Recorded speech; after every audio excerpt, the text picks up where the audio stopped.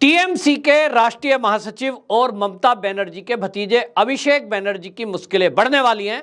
यह भी हो सकता है कि अगली पूछताछ के बाद ईडी उनको गिरफ्तार कर ले। मामला कोयला घोटाले से जुड़ा हुआ है और इस कोयले घोटाले में ईडी ने अभिषेक बनर्जी को सम्मन किया है और इस सम्मन के आधार पर उनको 2 सितंबर को ईडी के कार्यालय में प्रस्तुत होना होगा। ममता बनर्जी जो कि इस मामले में पहले ही एक सभा में बाकायदा केंद्रीय एजेंसियों को धमका चुकी हैं और ये तक कह दिया था कि ये जो एजेंसियां हैं ये केंद्र सरकार इनका दुरुपयोग कर रही है और सरकार को गिराने के लिए ये इनका दुरुपयोग हो रहा है। लेकिन उन्होंने सीबीआई के खिलाफ आंदोलन चलाने की भी धमकी दी थी कि यदि सीबीआई जैसी एजेंसी कुछ करेगी तो हम उनके अधिकारियों के खिलाफ यहां पश्चिम बंगाल में केस दर्ज करेंगे। अब ये सीधी सीधी केंद्र से टकराव है। टकराव की स्थिति में केंद्र सरकार क्या करती है ये देखने लायक बात होगी। हालांकि आपको बताएं ईडी ने इस कोयला घोटाले को लेकर जो कि करोड़ों रुपए का कोयला घोटाला है इसमें उसके पास कुछ सबूत ऐसे आए थे कि अभिषेक बनर्जी और उनकी पत्नी के नाम बैंकॉक में कुछ खाते खोले गए और उन खातों के अंदर इस घोटाले का पैसा आया है। इसको लेकर के अभिषेक बनर्जी की जो पत्नी है रोजिरा बनर्जी, उन रोजिरा बनर्जी से पहले ही ईडी पूछताछ कर चुकी है। उन खातों के बारे में जो ईडी के सूत्र हैं वो ये कह रहे हैं कि बैंकॉक के खातों में जो पैसा आया है उसके बारे में रोजिरा बनर्जी का जवाब कोई संतोषजनक नहीं मिला और वो जवाब नहीं दे पाई कि ये जो करोड़ों रुपया उन अकाउंटों में आया है ये कहां से आया है।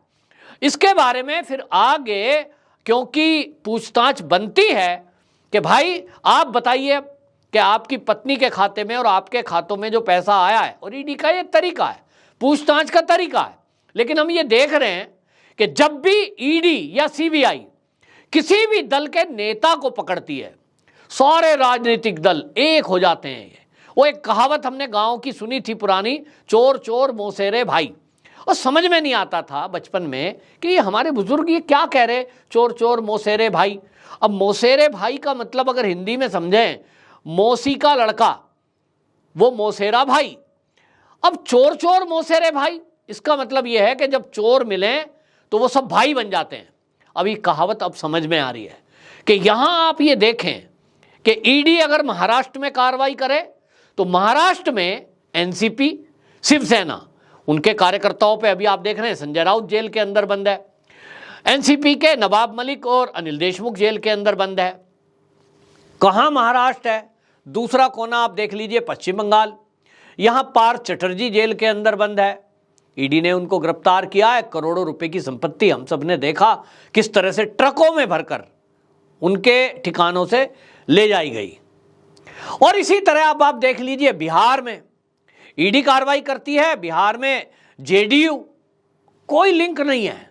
इसी तरह अब आप देख लीजिए दिल्ली, यहां कार्रवाई हो रही है। अब जब ये कार्रवाई होती है तो सारे एक सुर में बोलते हैं, चाहे वो महाराष्ट्र हो, चाहे वो दिल्ली हो, चाहे वो बिहार हो, फिर चाहे यूपी हो। इत्र व्यापारी आपको याद होगा जब इत्र व्यापारी पकड़ा गया था, और वो समाजवादी पार्टी का निकट सहयोगी था, तो किस तरह से ये तो बोल नहीं पा रहे थे, चुनाव का दौर था कि भाई वो अखिलेश यादव कह देते हैं जी हमारी पार्टी का, कहना है ना इससे हमारा कोई संबंध नहीं है। जब नोट निकले ये तो बीजेपी का आदमी है और बीजेपी वाले ये कहें भाई हमारा आदमी है तो हम अपने ही आदमी को जेल में डाल रहे हैं, तो बाकियों को दिक्कत क्या है। कोई पार्टी की सत्ता है वो अपने ही कार्यकर्ताओं के ऊपर अगर कार्रवाई कर रहा है भ्रष्टाचार में, ये तो बड़ी बात है। लेकिन अब गिनवाते हैं सब, उसके खिलाफ क्यों नहीं करी, इसके खिलाफ क्यों नहीं करी। अरे भाई उसके खिलाफ इसके खिलाफ आप मत गिनवाओ, आपके ऊपर जो चार्ज लगे हैं, आपके ऊपर जो केस चल रहा है इस पर बात करो। क्या किसी का अपराध इस बात को कह के कम हो जाता है कि जी उसने चोरी करी वो जेल नहीं गया इसलिए मैं भी जेल नहीं जाऊंगा। पुलिस पकड़ती है, एक एक को करके पकड़ती है, आज तुम्हारा नंबर है कल को उसका नंबर भी आएगा। और भारतीय जनता पार्टी के लीडर अगर कहीं भ्रष्टाचार कर रहे हैं और किसी विपक्ष की नजर में है, जैसा कि वो गिनवा रहे हैं, दिल्ली सरकार ने तो दिल्ली के जो उपराज्यपाल हैं उन तक को घेर दिया, बोले साहब इन पे भी पुराना एक आरोप है। ठीक है, भारतीय जनता पार्टी हमेशा तो रहेगी नहीं, जब पार्टी हमेशा नहीं रहेगी तो दूसरी पार्टी आएगी, उनके नेताओं के ऊपर केस होंगे और जेल जाएंगे। हालांकि भारतीय जनता पार्टी के शासन में भी मैं तो देख रहा हूं कि भाई अगर कोई भी हो, उसकी जाति, धर्म, पार्टी, ये देखकर कार्रवाई नहीं करते। कार्रवाई होती है लेकिन सारे एक हो जाते हैं। ममता बनर्जी एक कदम आगे जाती है। ऐसी भाषा कोई नहीं बोला जो ममता बनर्जी ने बोली। ममता बनर्जी ने अभी पिछले दिनों एक सभा में बोला, यदि मैं पश्चिम बंगाल की सीएम नहीं होती तो मैं अपनी महिला कार्यकर्ताओं को कहती कि ऐसे लोगों की जुबान काट दो जो हमें बदनाम कर रहे हैं। अब ममता बनर्जी का ये कहना आप समझ रहे हैं कितना भयानक है कि वो अपनी महिला कार्यकर्ता जो हैं, टीएमसी की जो महिला विंग है, उनको खुला कह रही है कि जो टीएमसी को बदनाम करे, टीएमसी से सवाल पूछे, टीएमसी के बारे में लिखे, छापे या बोले, उसकी जुबान। अब बताइए, लोकतांत्रिक देश में क्या यहां ये तालिबानी शासन है कि कुछ करे तो हाथ काट दो, कुछ करे तो जुबान काट दो, कुछ करे तो गर्दन काट दो? अरे भाई, यहां एक कानून है। आपको यदि आपत्ति है कि किसी पत्रकार ने आपके खिलाफ कुछ झूठ बोला, कुछ गलत छापा, आपकी सत्ता है, एफआईआर दर्ज करिए और फिर वो कोर्ट में प्रूव होगा। मार काट, मार धाड़, बमबाजी, ये कौन सी भाषा है? ये तो आतंकवादियों की भाषा है। ये तो आतंकवादी करते हैं कि आतंक फैलाओ। पत्रकार हो, जज हो, पुलिस हो, नेता हो, भारतीय जनता पार्टी जिसका केंद्र में शासन है, अब आप समझिए कि उसके कार्यकर्ताओं पे हमला होता है, उनके घर जला दिए जाते हैं। पश्चिम बंगाल में वो डरे हुए हैं। अगर केंद्र की सुरक्षा ना हो कुछ नेताओं को, अब तक उन नेताओं का क्या होता है ये बताने की जरूरत नहीं है। तो पत्रकारों को जुबान बंद की जा रही है उनकी जबरदस्ती। अब जब एक सीएम इस तरह का अपने कार्यकर्ताओं को खुली छुट्टी देगी कि कोई हमें बदनाम करे तो उसकी जीभ, तो कार्यकर्ता क्या करेंगे? कार्यकर्ता तो 10 कदम आगे बढ़ के चलता है कि अरे मेरी बैक में तो सीएम है, सरकार हमारी है, हम कुछ भी करें। तो कुछ भी करने के लिए उकसाना, ये भी एक अपराध है। लेकिन अब कुल मिलाकर जो ममता बनर्जी अभी तक सीबीआई, ईडी इनके बारे में बोल रही थी कि अगर ऐसा हुआ तो हम ऐसा कर देंगे, वो बोल रही हैं। हमने तो पहले ही कहा था, मैंने आशंका जताई थी कि केंद्र सरकार ईडी का दुरुपयोग करेगी। भैया, पार्थ चटर्जी जेल के अंदर बंद गया, वो तो पब्लिक ने कंप्लेंट करी, हाई कोर्ट ने आदेश किया, सीबीआई ने उसमें जांच की और पता चला कि इन्होंने कहीं एक जगह में नोट इकट्ठे करके रखे हुए हैं। तब ईडी ने छापेमारी की। इसमें केंद्र सरकार, मोदी कहां से आ गया?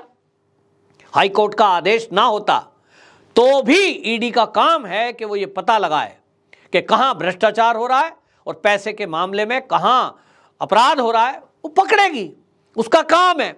अगर मोदी नहीं भी कहेंगे तो भी पकड़ेगी। लेकिन आप बौखलाते हैं, आप इस तरह की बयानबाजी करते हैं। बिहार में घोषणा कर दी, अगर हमारे यहां ईडी सीबीआई आई तो फिर कार्यकर्ता सड़कों पे उतरेगा। अब ये कार्यकर्ता हैं कि ये बदमाश हैं?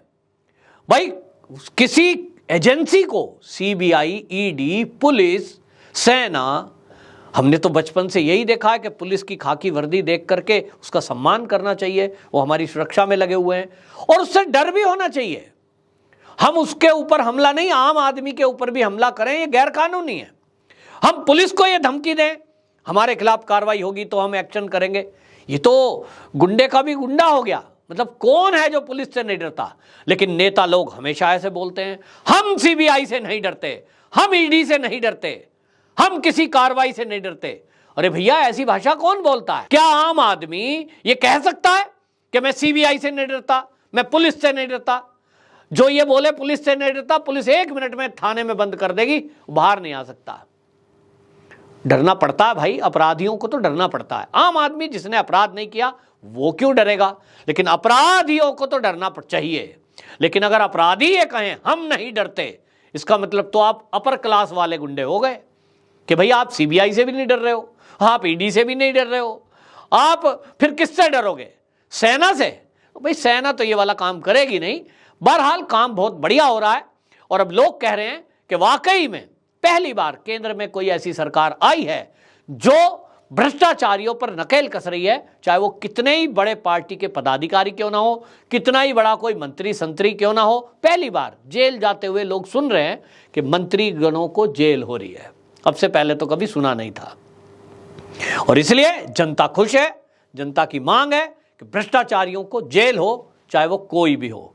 और जिस तरह की भाषा ये नेता बोलते हैं, ये अपने स्वार्थ में पब्लिक को आगे कर देते हैं कि पब्लिक को आगे करके लाठी पड़े, डंडा पड़े, गोली चले वो इनके लिए, और जो भ्रष्टाचार करें और उससे नोट कमाएं वो धीरे से अंदर अपनी जेब में। तो पब्लिक को सोचना चाहिए किसके लिए वो सड़क पे आ रहे हैं। लेकिन ये नेता हैं कि बदजुबानी करते हैं। बहरहाल केंद्र सरकार सारी स्थिति पर नजर बनाए हुए है। पश्चिम बंगाल के ज्यादातर लोगों का यह कहना है कि ममता बनर्जी के कार्यकर्ताओं के द्वारा यदि कोई बीच में बाधा डाली जाए और अराजकता की स्थिति बने तो तत्काल वहां राष्ट्रपति शासन लगाकर सेना को सौंप देना चाहिए।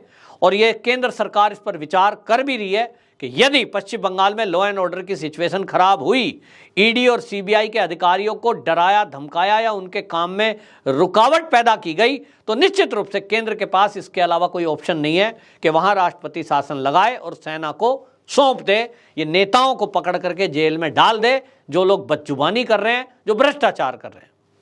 वंदे मातरम।